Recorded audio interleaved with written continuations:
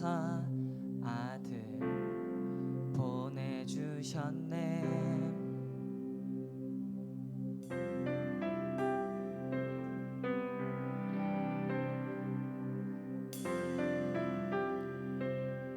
우리 다 같이 찬양합시다. 사랑은 여기 있으니 내게 찾아오셨네. 그가 먼저 날 사랑하사 아들 보내주셨네. 오 위대하신 주의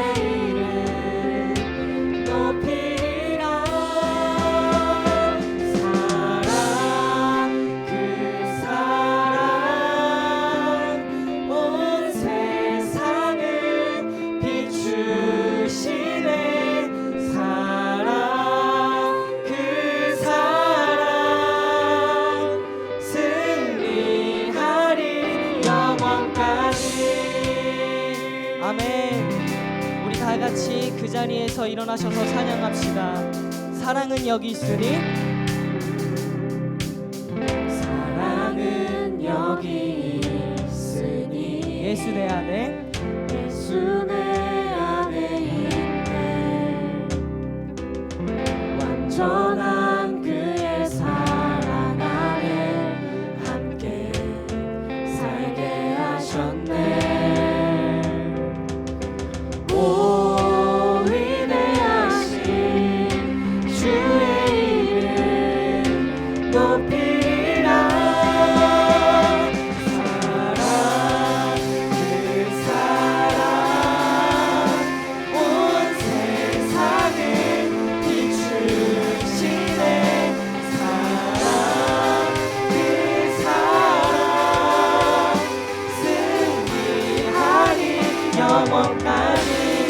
사랑 그 사랑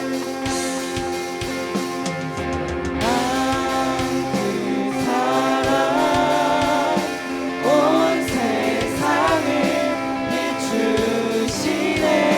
사랑 그 사랑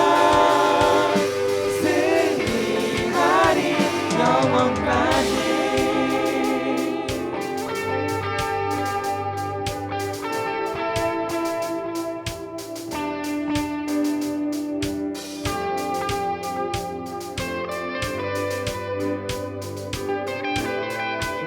선포합시다. 오 위대하신 오 위대하신 영광의 왕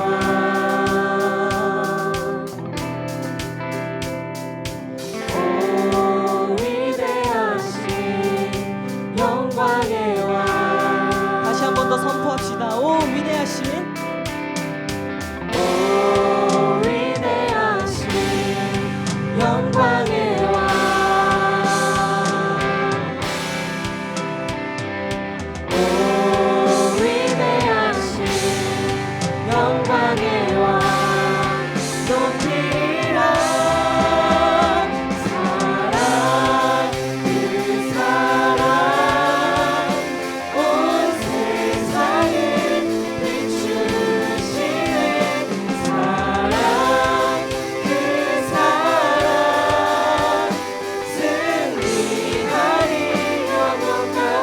더 찬양합시다. 사랑 그 사랑 온 세상을 비추시네.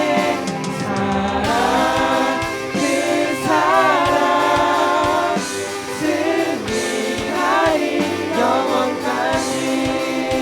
할렐루야. 완전한 주님의 사랑 안에 우리는 함께 찬양합니다. 할렐루야.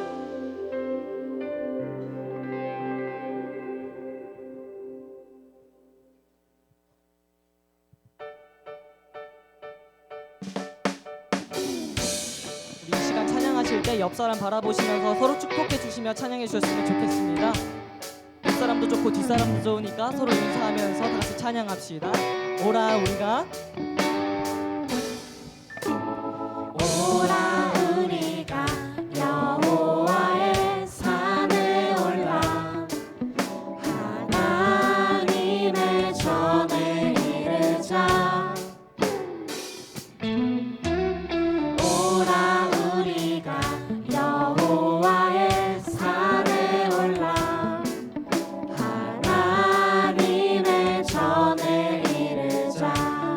도를 배우고 주님의 도를 배우고 주님의 길로 행하리. 이는 율법이 시온에서 나오고 주의 말씀은 예루살렘에서.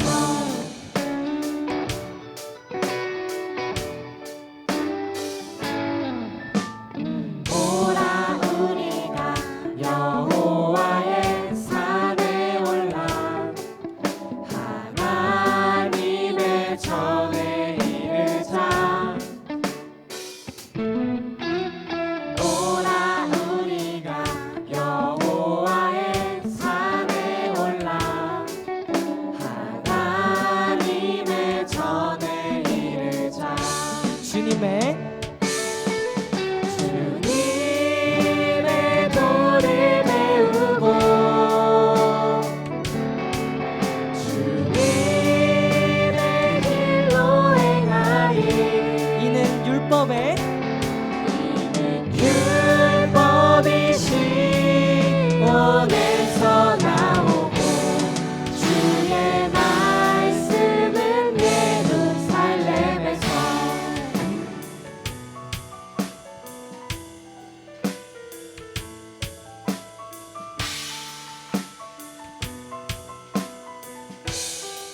주님의 도를 배우고 내 도를 배우고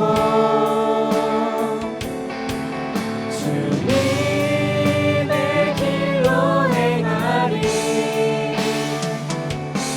이는 율법이 시온에서 나오고 주의 말씀은 예루살렘에서. 이는 율법이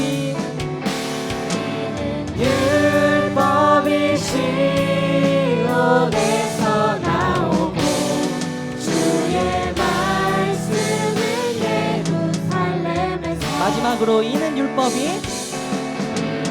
율법이 시온에서 나오고 주의 말씀은 예루살렘에서.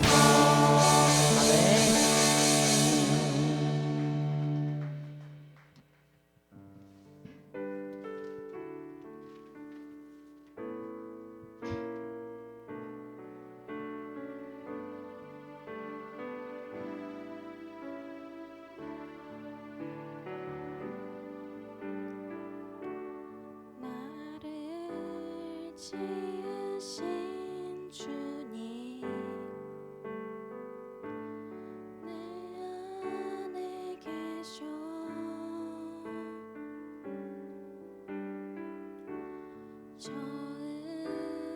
처음부터 내 삶은 그의 손에 있었죠. 우리 함께 찬양합시다. 나를 지으신 주님, 내 안에 계셔.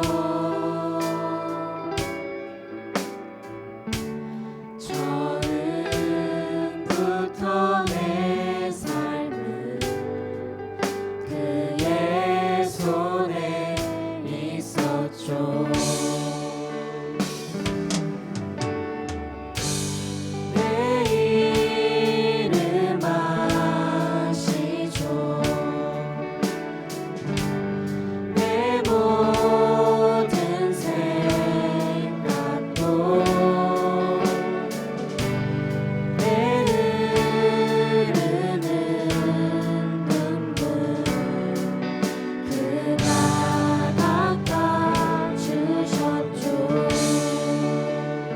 다시 고백합시다. 그는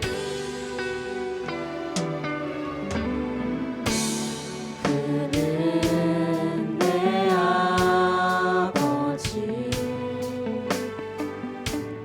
난 그의 소유.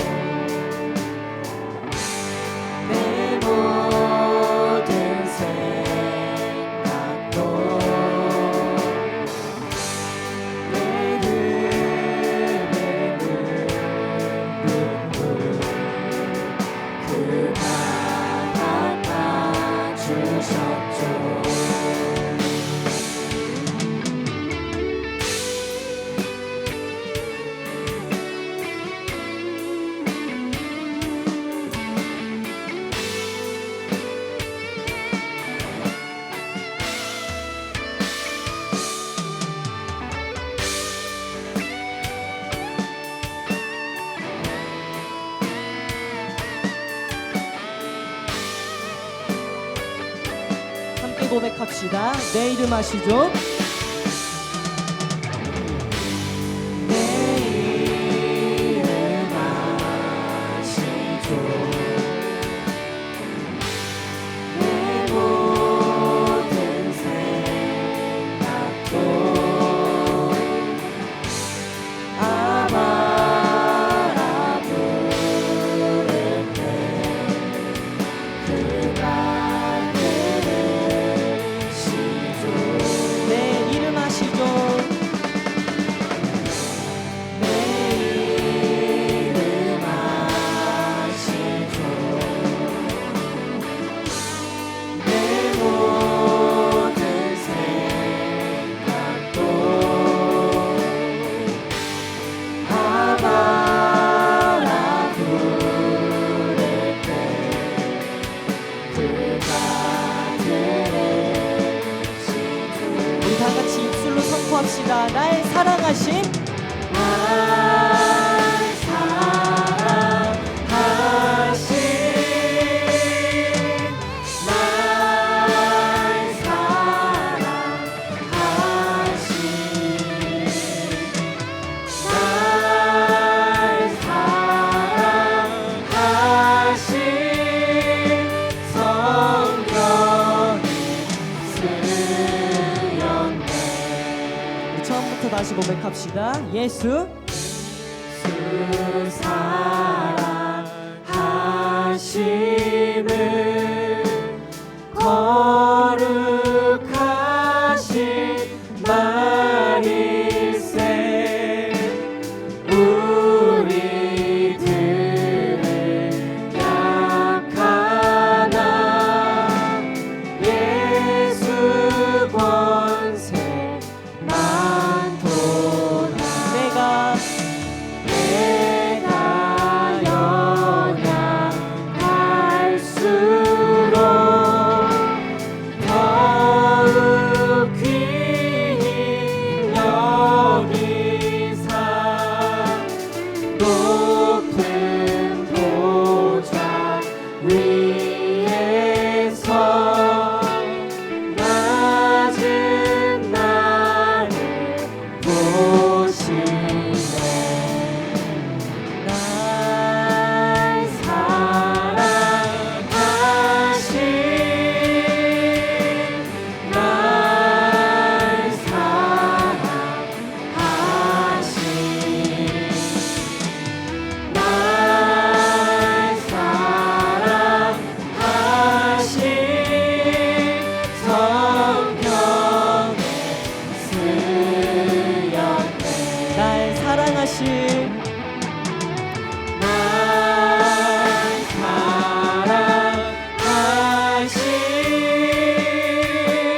날 사랑하신 날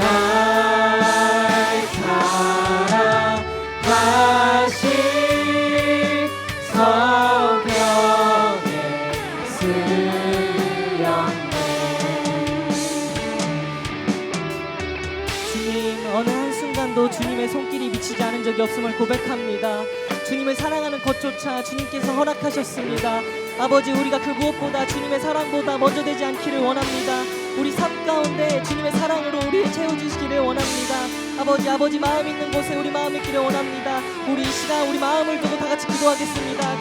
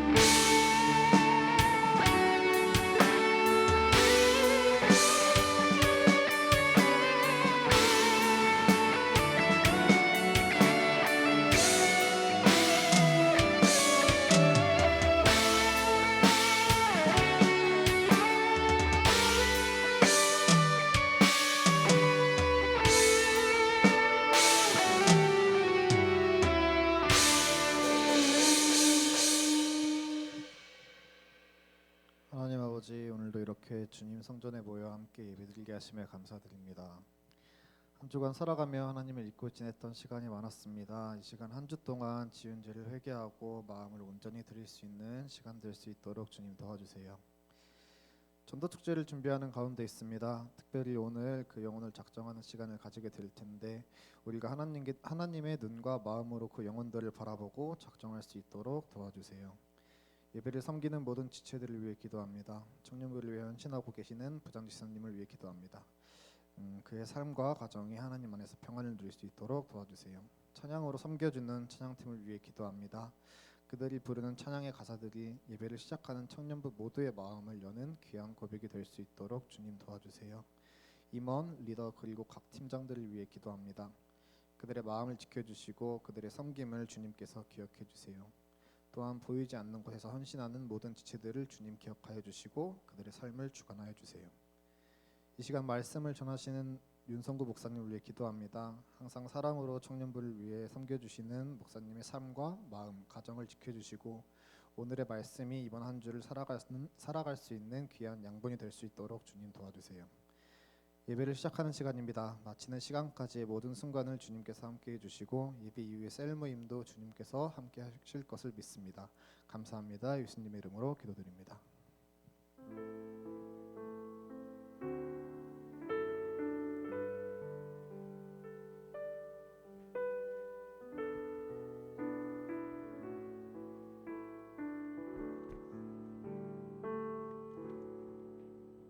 우리 같이 말씀 보도록 하겠습니다. 마태복음 18장 1절부터 14절까지의 말씀입니다. 마태복음 18장 1절에서 14절까지의 말씀.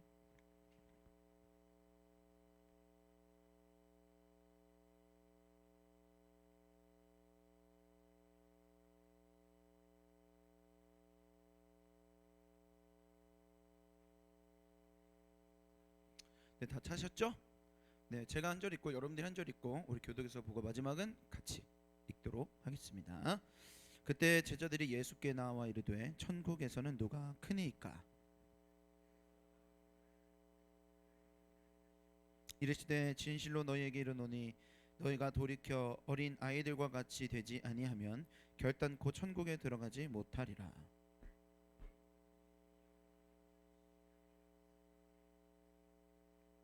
또 누구든지 내 이름으로 이런 어린 아이 하나를 영접하면 곧 나를 영접함이니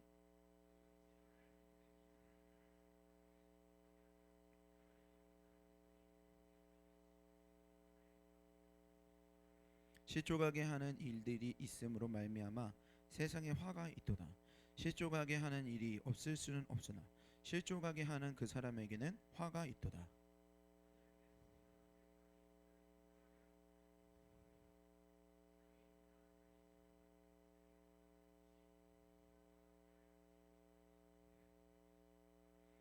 만일 내 눈이 너를 범죄하게 하거든 빼어내어 버리라.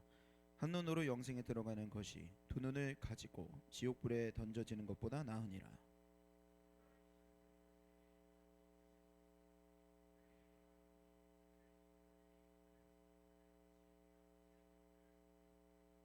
너희 생각에는 어떠하냐? 만일 어떤 사람이 양 100마리가 있는데 그 중에 하나가 길을 잃었으면 그 99마리를 산에 두고 가서 길 잃은 양을 찾지 않겠느냐?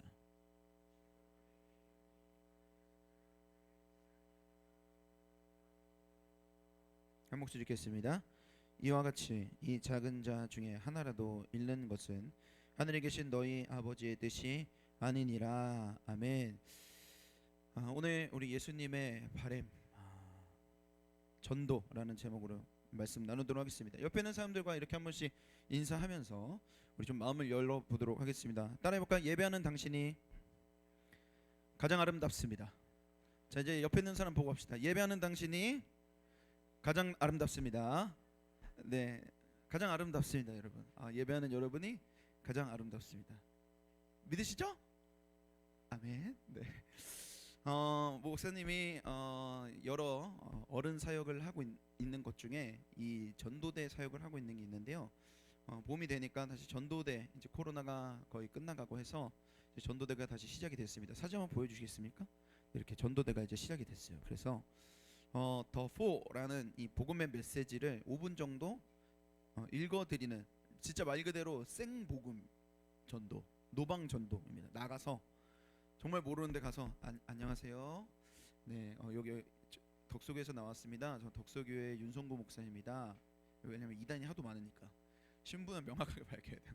네, 뭐 윤성구 목사입니다. 저희 교회에서 제가 받고 있는 세미나가 있는데 거기 과제가 있는데 이거 5분만 읽어드리는 게 과제인데 이거 잠깐 시간 괜찮으신가요? 하면은 이제 효순이 같은 표정을 지어요. 이제 어떤 표정이 지냐면 이런 표정을 지쳐. 네. 네, 전도대 지금 35분 정도가 어르신이라면 너무 나이 드신 분 같은데, 네, 한 40대부터 한 많게는 80대 권사님도 하세요. 대단하시죠? 근데 이번에 이렇게 우리가 진짜 말 그대로 생복음, 진짜 날 것 그대로를 읽어드리는 전도를 하는 건 우리 교회에서 처음이에요. 그러다 보니까 지금 딱 이 방금 효승이한테 줬던 표정, 이런 표정으로 우리 전도대 하셨던 분들이 많이 하셨어요. 왜냐하면은 요즘 아직 코로나도 남아있기도 하고 뭐 이유가 많아요. 네. 이단도 많고, 근데 이게 되겠냐 이런 거죠. 이게 되냐 이런 거죠. 그래서 일단은 4주 동안 빡세게 그 이론 교육을 받고 난 다음에 이번 주에 첫 전도 실습을 나갔습니다. 목사님 기도 열심히 했어요. 왜냐하면 나도 걱정됐거든. 내가 가서 인사하는데 아무도 들어주지 않을까봐. 나는 괜찮아. 나는 많이 그런 거절을 당해봤으니까. 근데 우리 전도 대원들이 그런 거절을 당하면 성도님들이 상처받을 수 있잖아요. 그러니까 하나님, 예비된 사람이 부디 있기를, 열매가 있기를 하나님 도와주세요. 우리 성도님들이 너무 상처받지 않게 해주세요. 기도하면서 갔는데 놀랐어요. 생각보다 놀란 건요, 이제 예의 있게 다가가면 생각보다 많은 사람들이 들어줬었다는 거예요. 되게 놀랐어요. 그래서 이제 다녀오고 난 다음에 우리 집사님들이 막 이제 간증을 해요. 와서 이제 한 명씩 나와서 원하는 사람들 나와서 이제 간증을 하는데 되게 많은 이야기를 해줬어요. 근데 나도 놀랐어요. 진짜 놀랐어. 목사님이 이제 옆에서 이제 붙여주는 역할들을 하거든요. 내가 먼저 인사하고, 그래서 5분만 이거 들어줄 수 있으세요? 그래서 괜찮다고 하면은 옆에 있는 권사님한테 빨리 이거 하세요. 그래서 이제 붙여주고 이렇게 하는 거 하는데, 목사님도 한 5분 정도 접촉했는데 한 3분 정도가 들어주셨어요. 그래서 생각보다 이거 많이 들어주시는구나. 그래서 목사님도 좀 놀랐어요. 그 중에 이제 여러 가지 간증이 있었는데 그 중에 굉장히 기억에 남는 나눔이 있었어요. 뭐냐면 이 다리를 저시는 60대 남성분 이야기인데, 이분이 딱 봤을 때 집사님이 이분은 왠지 안 들어주실 것 같아. 이렇게 쩔뚝거리면서 걷고 계시니까 안 들어주실 것 같아. 근데 뒤에서 그 같이 갔었던 부목사님이 뒤에서, 그래서 집사님이 이거 해야겠구나 해가지고 용기를 내서 그 60대 남성분한테 다가갔죠. 근데 놀랍게도 이분이 전도지를 다 읽는 거를 들으시고 영적 기도까지 하셨어요. 근데 진짜 놀란 건 그 다음이에요. 뭐냐면 우시는 거예요. 이제 우시면서 자기의 이제 개인사를 얘기해 주시는 거죠. 뭐라 하시냐면 자기 젊었을 때 교회 다녔었대요. 교회 다녔었는데 교회에서 상처를 받아가지고 교회 나오게 됐다는 거예요. 그래서 나 교회 안 다닌다. 그래서 수십 년 동안 교회를 안 다니고 살다가 나이가, 그분 이제 60대니까 나이가 들고 보니까 하나도 요즘 행복하지 않더라는 거예요. 그래가지고 내가 교회를 안 다녀서 그러나, 교회 다시 가야 되나 이렇게 고민하고 있는데 딱 이렇게 딱 이렇게 만나가지고 십자가 이야기를 듣고 나니까 이게 너무 뭔가 알 수 없는 감격이 있는 거죠. 신기하지 않아요?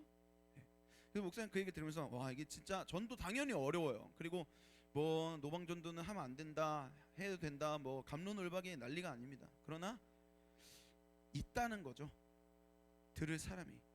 그래서 용기 내어서 순종을 하면 하나님이 연결해 주시는 영혼이 있구나. 목사님 정말 신기했고 되게 감사했습니다. 그런데 한편으로는요, 안타까웠습니다. 목사님 한편으로는 마음이 많이 안타까웠어요. 왜냐하면 도대체 이분이 교회에서 어떤 실족을 겪으셨길래, 어떤 실망을 겪으셨길래 교회를 떠나고 싶으셨을까? 무엇이 그렇게 이 아저씨의 마음을 수십 년의 세월 동안 세상에서 지내게 만들었을까? 어떤 실족이 있었길래? 그 목사님 마음 안에 안타까운 마음이 있더라고요. 오늘도 예수님이요, 안타깝다고 그러세요. 나도 안타깝다. 그리고 예수님 안타까운 걸 넘어서 막 분노하세요. 나 너무 화가 나. 그래서 6절에 이렇게 얘기하세요. 우리 6절 말씀을 같이 한번 읽어보도록 할까요? 한 목소리로 읽어보도록 하겠습니다. 시작. 누구든지 나를 믿는 이 작은 자 중 하나를 실족하게 하면 차라리 연자 맷돌이 그 목에 달려서 깊은 바다에 빠뜨려지는 것이 나으니라. 아멘. 귀가 좀 의심이 되죠? 예수님 뭐라 하신 줄 알아요? 분노하시면서 얘기해. 뭐라 하냐면, 이거 너무 가격한 말인 것 같기도 한데 예수님 얘기해요. 너네들이 누군가를 실족시킨다면 실족시킬 바에야 목에다가 맷돌 달고서 물에 빠져 죽으라는 거예요. 있는 그대로 얘기하는 거예요. 네. 맷돌 목에다가 메고서 물에 빠지면 살 수 있어요? 못 살잖아요. 무슨 말인가? 차라리 그게 나을 정도라는 거예요. 예수님은 왜 이렇게까지 과격하게 이야기하시는 걸까? 마가복음 9장 30절, 33절과 34절에 보면은 이런 배경에서 나왔어요. 제가 읽어드릴게요. 눈으로 따라오십시오. 가버나움에 이르러 집에 계실새 제자들에게 물으시되 너희가 길에서 서로 토론한 것이 무엇이냐 하시되 34절 그들이 잠잠하니 이는 길에서 서로 누가 크냐 하고 쟁론하였음이라. 아멘. 자, 제자들이 이 이야기가 나오기 전에 제자들이 길을 가다가 논쟁을 합니다. 뭐 때문에 논쟁을 해요? 누가? 뭐 때문에 논쟁했어? 누가 크냐고. 누가 크냐로. 12제자 중에서 누가 더 서열이 높냐 이걸로 서로 막 따지는 거예요. 그러다가 답이 안 나오니까 당연히 안 나오지. 자기네들끼리 무슨 답이 나와요. 그렇죠? 그러니까 어떻게 하냐면 예수님한테 물어보자. 그래서 오늘 1절이 시작되는 거예요. 1절 말씀 보여주시겠습니까? 예수님한테 물어보자 하고서 뭐라 물어봅니까? 천국에서는 누가, 제가 보여달라고 하면 보여주세요. 알겠죠? 너무 빨리 보여주시네요. 네, 1절 보여주세요. 네, 이렇게 나와야 돼요. 알겠죠? 네, 너무 발로 나와 보면 여기서 듣는 사람이 뭐지 저거 왜 나와있지 이렇게 하면서 내 설교를 안 들어요. 자, 뭐라고 물어보느냐? 천국에서는 뭐라고 물어죠? 누가 큽니까? 제자들이 물어봐요. 그러자 예수님이 어떻게 하시냐면 옆에 있었던 이 어린아이 하나를 데리고 와요. 어린아이를 데리고 뭐한 배꼽 정도 오는 애겠죠? 배꼽 정도 오는 애를 딱 이렇게 데리고 와서 예수님 앞에 딱 세워요. 그러고 난 다음에 간절하게 세 가지의 바램을 말씀하십니다. 간절하게. 근데 조금은 순화시켰어요. 굉장히 과격하게 세 가지의 바램을 이야기하시는데요. 오늘 예수님 말씀하셨던 그 간절하고도 과격하다라고 말하고 싶지는 않습니다. 간절한 그 세 가지의 바람이 뭐길래 우리가 그걸 살펴보면서 여러분이 지금까지 전도에 대해 어떻게 생각했고 또 교회에 대해서 고민하는 것에 나름대로의 여러분의 마음 안에 실마리가 있기를 바랍니다. 자, 첫 번째 예수님이 어떤 바람을 주시느냐 같이 한번 읽어보도록 하겠습니다. 시작. 우리가 어린아이 같기를 원하십니다. 우리 3절 말씀을 같이 한번 읽어보도록 할까요? 읽어보겠습니다. 시작. 이르시되 진실로 너희에게 이르노니 결단코 천국에 들어가지. 자, 제자들이 물어봤던 건 예수님 우리가 천국에서 누가 더 큽니까? 누가 더 큽니까? 얘가 큽니까? 제가 더 큽니까? 제가 하느니 아무래도 저죠. 예수님 아무래도 저죠. 이렇게 말하고 있을 때 예수님 대답 뭐라고 하세요? 너도 아니고 쟤도 아니고 이 아이 같은 내 배꼽 아래에 있는 이 아이 같은 사람이 큰 사람이야. 그리고 나는 너희들이 그런 어린 아이 같기를 바란다라고 말씀하세요. 이거 굉장히 충격적인 말입니다. 예수님이 어린아이 데려다 놓고서 얘기하는 자체가 충격적인 상황이에요. 왜냐하면 그 당시에 이 애들한테는 인권이란 게 없었습니다. 지금과는 좀 다르죠. 네. 지훈이가 많이 우네요. 네. 당시에 아이들에게는 인권이 없었어요. 네. 이게 무슨 말이냐면 당시에는요 이 어린아이가 사람 숫자로 계수를 하지도 않았습니다. 여기 보면 이렇게 쭉 세다가 여기 지훈이 있으면 지훈이 넘어가는 거예요. 아예 사람으로 치지 않았습니다. 그러니까 어린애가 이 배꼽 밑에 있는 이 어린아이가 와가지고 법정에서 무슨 증언을 해요. 그러면 그 증언이요 전혀 법적인 효력이 없었습니다. 그러니까 사회적으로 굉장히 미천한 존재예요. 굉장히 미천한, 그냥 사람으로 취급하지 않았었어요. 그런데 예수님이 그런 어린아이를 데려다 놓고 뭐라고 하냐면 천국에서 누가 크냐고? 얘가 커. 이렇게 말씀하시고 굉장히 충격적인 거죠. 사람으로 쳐주지도 않았었던 이 어린아이 같은 사람이 커. 그럼 이 어린아이 같은 사람이라는 게 무슨 뜻일까요? 4절 말씀 우리 한번 읽어보도록 해봅시다. 4절입니다. 시작. 그러므로 낮추는 사람이, 자, 어린아이 같은 사람은 어떤 사람이요? 자기를 높이는 사람? 아니요, 낮추는 사람이라는 거예요. 그러니까 우리 여기서 이제 일단락을 질 수 있어요. 제자들이 서로 누가 크냐고 싸웠고 예수님은 누가 큰 사람이라고 그래요? 어린아이 같은 사람. 근데 그 어린아이 같은 사람은 어떤 사람이에요? 자기를 높이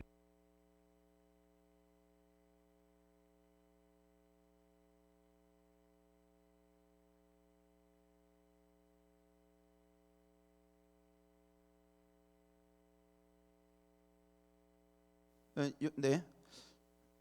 동굴 소리가. 이 배터리 하나 좀 갈아 주시고. 네, 네. 요 이펙트 좀 꺼주세요. 네, 감사합니다. 자, 자기를 높이는 사람이 어린아이 같은 사람이에요? 낮추는 사람이 어린아이 같은 사람이에요? 자기를 낮추는 사람이라는 거죠. 여러분, 우린 여기서 이제 어린아이 같은 사람을 한번 정리해 볼 필요가 있어요. 애 같다, 어린아이 같다라는 말은요, 어떻게 들으면 이제 부정적일 수 있어요. 어떤 부정적인 느낌이에요?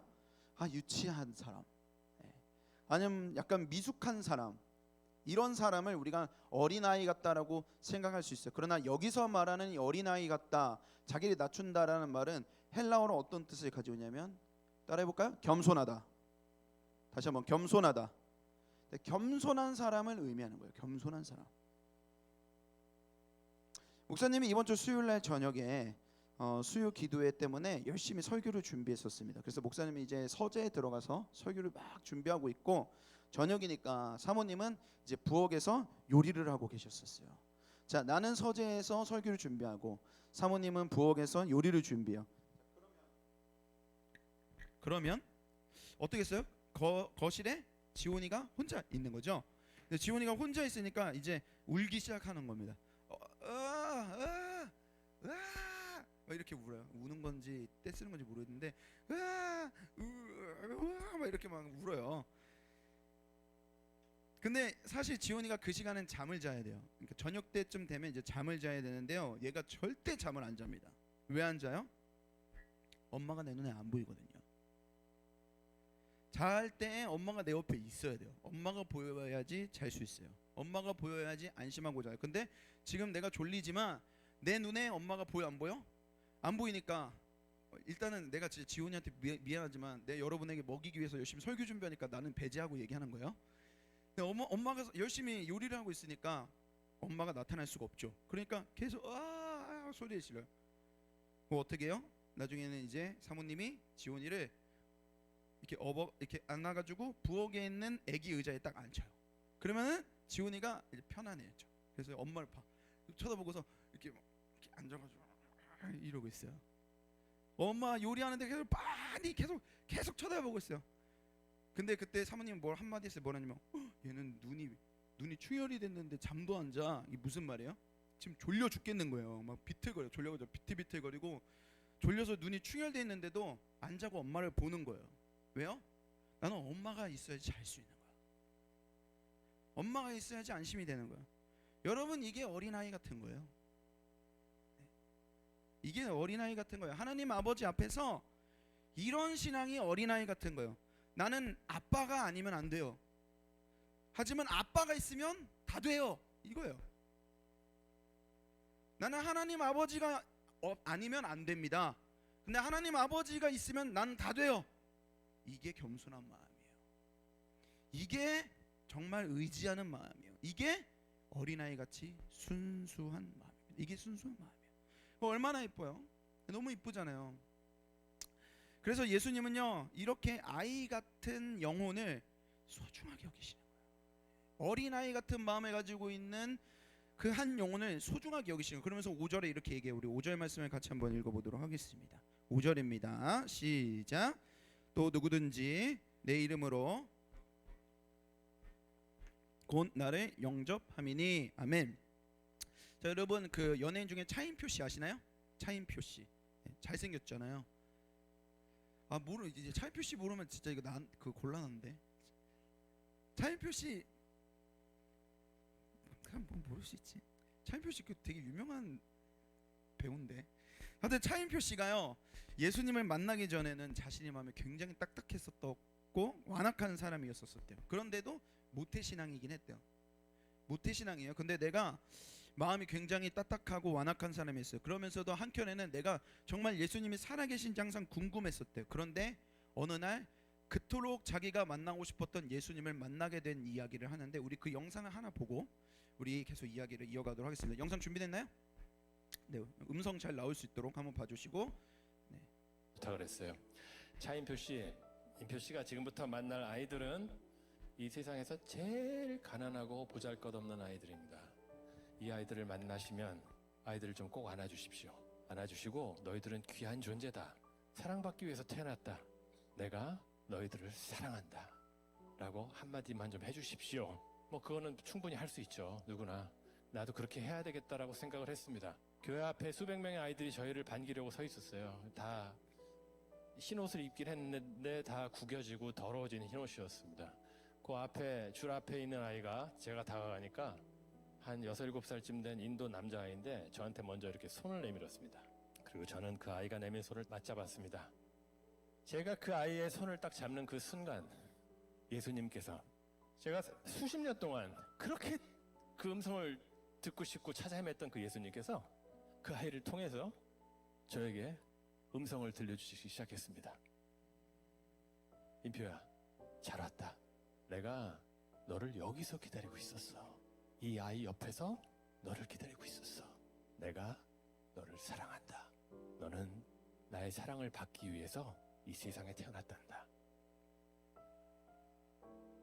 제가 이 아이를 만나면 해주려고 했던 그 말을 이 아이를 통해서 예수님께서 저에게 그대로 해주셨습니다. 저는 예수님을 찾아서 1등석을 타고 무대 위에서 헤매고 있는 동안에 예수님께서는 이 가난하고 보잘것없는 아이 옆에서 저를 기다리고 계셨습니다. 네, 감사합니다. 예수님이 어디에 있었어요? 그 7, 8살 된 인도 어린아이에게 있었다라는 거죠.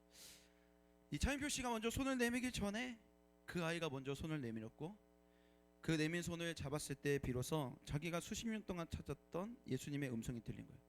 인표야 잘 왔다 얘기했다는 거죠. 그 손은 어린아이의 손이었지만 차인표 씨에게는 그 손이 예수님의 손이었습니다. 예수님 말씀하세요. 5절에서 어린 아이 하나를 영접하면 그게 곧 나를 영접한 것과 같다. 여러분, 예수님은 다른 데 계시지 않습니다. 예수님은 어디 계세요? 그 어린 아이에게 있습니다. 작은 자들에게 있습니다. 작지만 순수한 마음을 가지고 있는 이들에게 예수님은 계십니다. 여러분에게 여쭤보고 싶습니다. 여러분은 어린아이입니까? 그리고 여러분 주변에는 어떤 작은 사람들이 있습니까? 그 작은 사람들에게 예수님이 계십니다. 다른 데 예수님 계시지 않습니다. 그 작은 자들에게 예수님이 계십니다.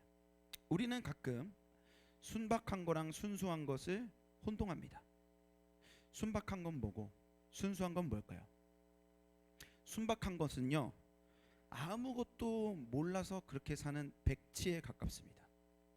그러나 순수한 것은 다릅니다. 순수한 건 다 알아요. 내가 산전수전 다 겪어봤습니다. 내가 다 해봤습니다.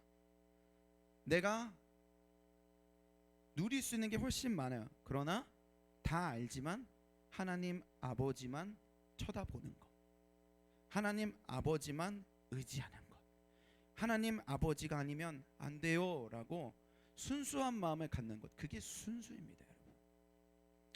여러분, 예수님은 순수한 자와 함께 하십니다. 내 눈에 작아 보이는 그 작은 사람들에게 예수님이 함께 계십니다.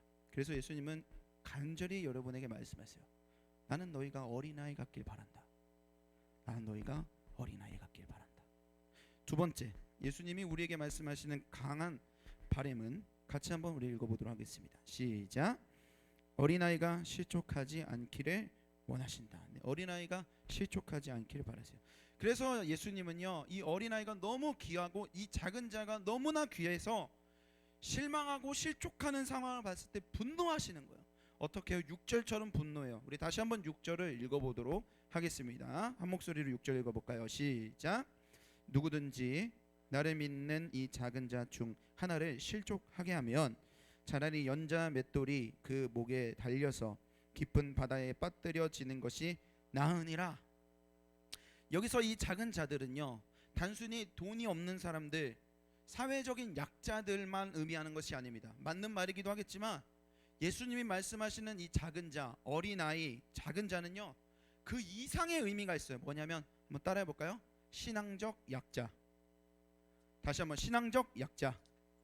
신앙적으로 약자인 거예요. 어떤 사람들? 이제 막 하나님 믿기 시작한 사람들. 어떤 사람들이 오랫동안 십자가를 몰랐었던 사람들. 어떤 사람들은 이제 막 하나님에 대해서 관심이 생기고 있는 자들. 얼마나 누구 이렇게 뭘 긁죠? 어린아이처럼 용기를 내서 마음을 열고 있는 사람들. 예수님이 말하는 진짜 작은 자들은 바로 이런 신앙적으로 아직 작은 자들인 거예요. 그런데 그렇게 너무나 인생에 몇 없는 그 기회를 맞이한 그들이 실족하는 거예요. 여기서 이 실족했다라는 말은 헬라어로 무슨 뜻이냐면 걸려 넘어졌다라는 겁니다. 걸려 넘어졌어요. 뭐 때문에 걸려 넘어져요? 예수 믿는데 예수 믿는 사람들이 더해. 예수 믿는다는데 이런 믿는 사람들이 더 나쁜 거야. 실망해요. 교회에 용기 내서 나왔는데 교회에 실망해요. 사람에 대이고 대이다가 참고 참다가 나중에 어떻게 해요? 영혼까지 걸려 넘어지는 거예요. 그럼 어떻게 돼요? 하나님을 떠나요. 교회를 떠나요. 그래서 오늘 주님이 분노하시는 거예요. 주님이 오늘 분노하시는 거예요. 누가 내 사랑하는 자녀를, 누가 내 사랑하는 영혼을 낭망하게 하느냐? 낭망하게 하느냐? 목사님이 예전에 들었었던 말이었었어요. 우리 맨 처음에 우리 교회 초반에 왔었을 때 이런 얘기를 들었었어요. 그거 다 한때야. 이런 얘기. 나도 그렇게 뜨거웠었을 때가 있었지. 아, 좋을 때다. 이렇게 얘기한다. 누구에게? 이제 막 하나님을 만나고 있는 사람한테. 이제 막 하나님을 더 알고 싶은 사람에게, 이제 막 하나님의 사랑을 누리고 있는 사람에게 뭐라고요? 나도 그럴 때가 있었어. 좋을 때야. 이게 할 말이에요? 그 순수한 마음을 무참히 짓밟는 거예요. 여러분, 교회는 어떤 것이에요? 마지막까지 하나님 앞에서 순수하려고 발버둥 치는 곳이 교회예요. 순박하는 게 아니라 순수하려고 발버둥 치는 곳이 교회이고, 그런 어린아이 같은 사람들이 왔을 때 지켜주고 기다려주는 게 공동체 아닐까요? 여러분, 누가 순수하고 싶지 않겠어요? 다 순수하고 싶어요. 그런데 순수하고 싶을 환경이 안 되는 거예요. 내가 순수하게 내 마음을 다 얘기해버리고 나면 그러면 이 얘기가 어디서 돌까? 나는 꺼내지도 않았는데 나의 이 예민한 가정사가 남이 알고 있는 거예요. 뭐야, 이걸 어떻게 알고 있어? 목사님이 WPK라는 그 공동체에 오랫동안 있었다고 했잖아요. 거기가 이제 많이 나올 때는 막 180명까지 나왔었어요. 근데 목사님이 정말 친한 형들인데 그 친한 형들이랑 자취하는데 거의 2주에 한 번씩 모여가지고 금요일날 불금을 이렇게 즐겼어요. 건전하게 볼링 치고 PC방 다니고 하면서 그렇게 다 하고 난 다음에 새벽에 잠자기 전에 이제 뭐예요? 다 놀고 난 다음에 모여서 뭐 하냐면 가십하는 거예요. 가십. 회개합니다. 네, 여러분, 그래서 내가 청년 공동체를 너무 많이 겪어봤기 때문에 여러분들이 남자들끼리 모이고 여자들끼리 모이면 대충 뭔 얘기하는 줄 알아요. 모를 것 같죠? 대충 압니다. 여러분들이 고등학교 때 썼었던 언어와 고등학교 때 썼었던 욕설들이 나올 거란 걸 내가 알고 있어요. 왜 몰라요? 근데 우리는 뭘 추구해요?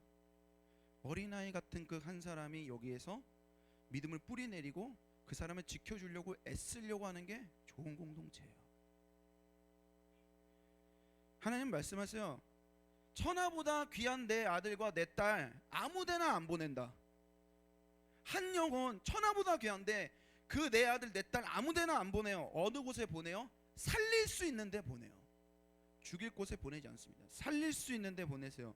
목사님, 우리 공동체가 살리는 공동체가 됐으면 좋겠습니다.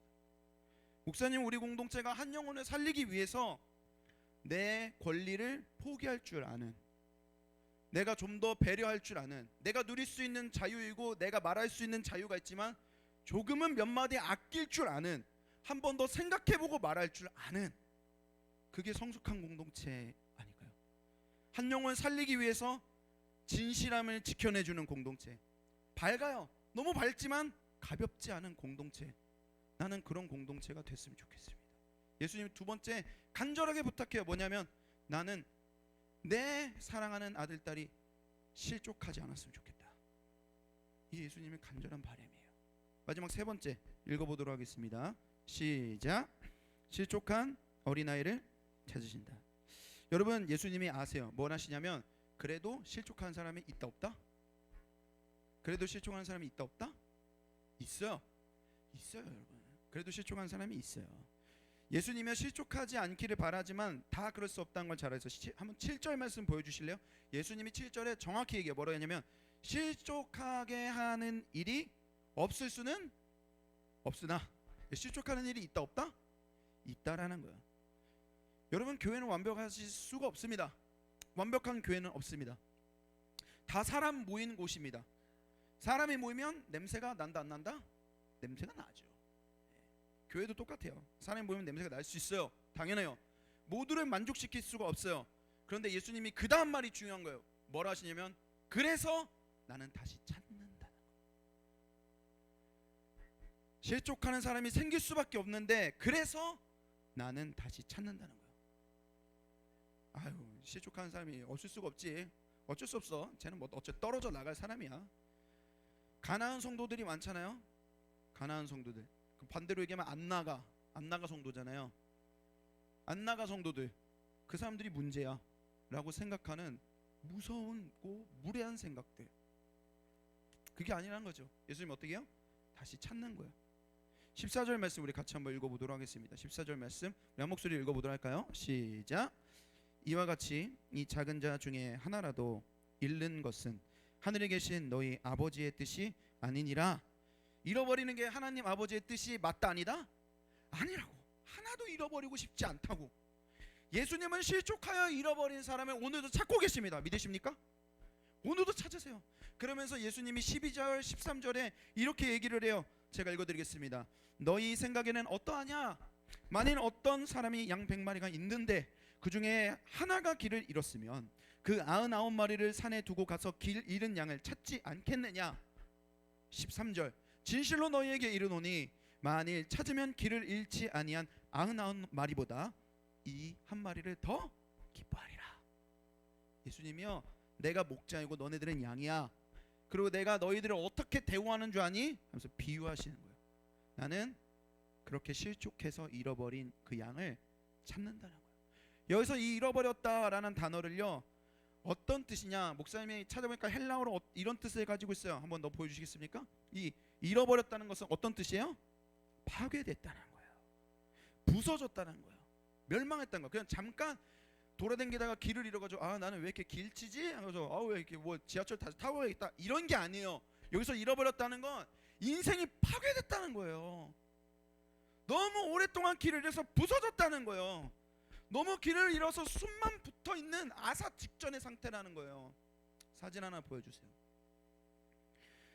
여러분, 호주에 좋은 이 동물 단체가 있는데 그 중에 이 에드가 미션이라는 단체가 있어요. 이 단체는 뭐를 하는 단체냐면 잃어버린 양을 진짜 구출해주는 단체예요.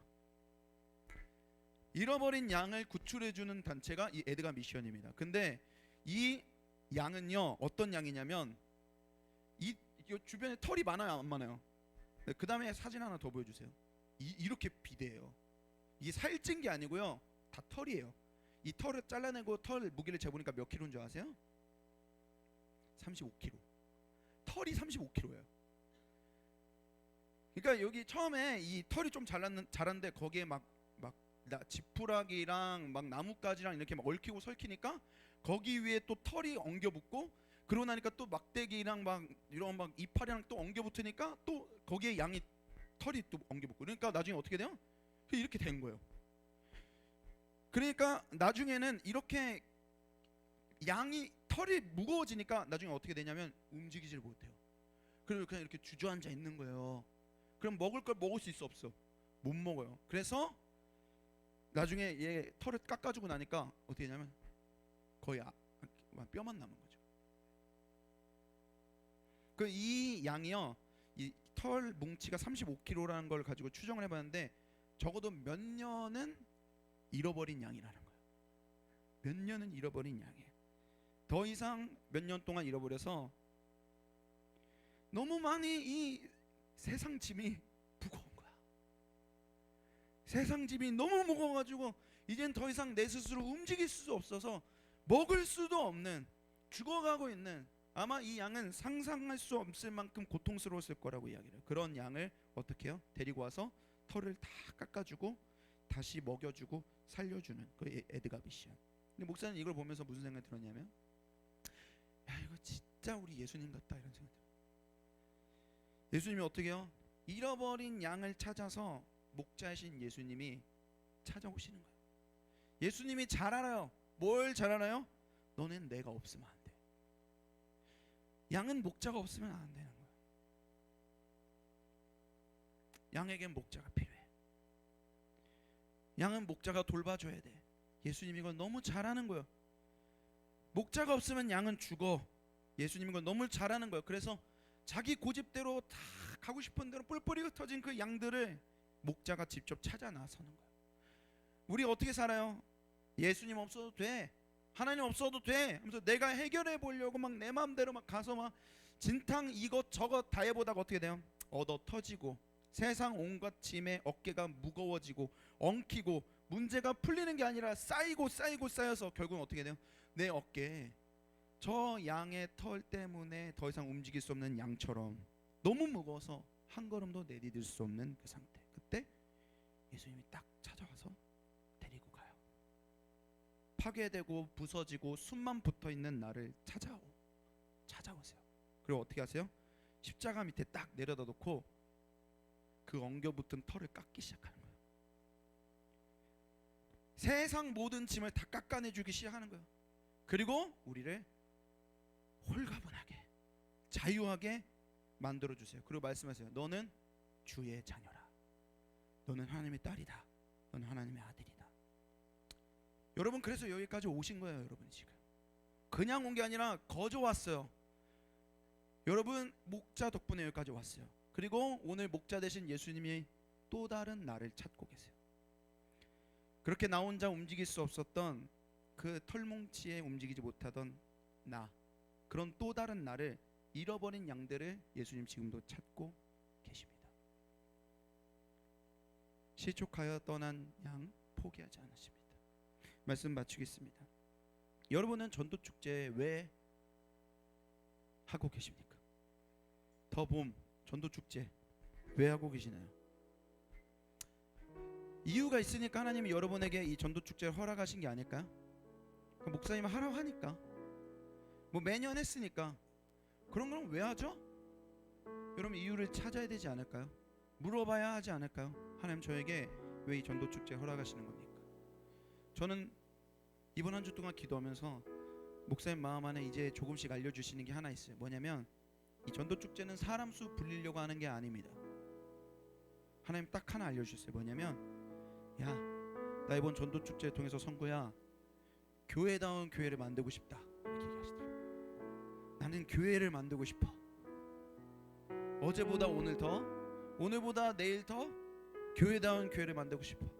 문턱이 낮은 교회, 예수님이 계시는 교회, 고이지 않고 흘려보내는 교회, 작은 자들이 찾아오는 교회, 그 작은 자들이 성장하는 교회, 밝지만 가볍지 않은 교회, 하나님 앞에선 어린아이 같은 교회. 예수님이 그 꿈을 꾸고 계시고 우리가 그 꿈을 꾸기를 원하십니다. 우리 이 찬양을 주님께 올려드리고 그 마음을 가지고